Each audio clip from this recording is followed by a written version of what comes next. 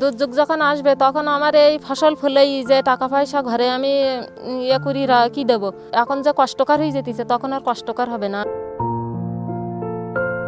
ভালো লাগছে যে আমার একটা জমি দিলাম, আর এতে যদি কিছু গরিব মানুষ উপকৃত হয় আমার জন্য ভালো লাগবে যে গ্রামের কিছু দরিদ্র মানুষ তারা শ্রম দিয়ে কিছু উপার্জন করতে পারবে।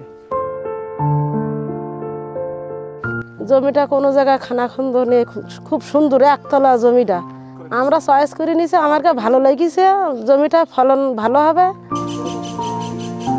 আগে এখানে ধান উৎপাদন করা হয়েছে, পরবর্তীতে শীত মৌসুমে যে ফসল হবে সেই ফসল লাগাই।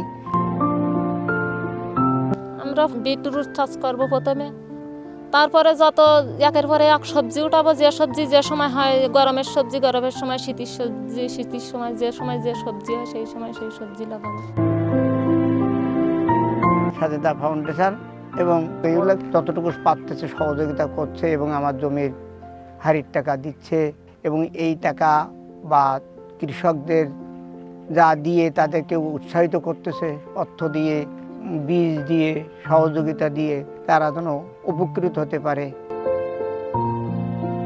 চাষার কাছ থেকে যতদিন দায়িত্ব আমাদের থাকবে ততদিন আমরা সুফল ফসল ফলার জন্য চেষ্টা করব। আমার স্বামী হলো অসুস্থ, আশায় এখন আমার সংসারের দিকে আমার দেখাশোনা করতে হয়। এখন আমার তো সংসার যেভাবে কাজ করি খেতে হবে, এখন আমার পক্ষে খুব সুবিধাজনক দিছে আমার।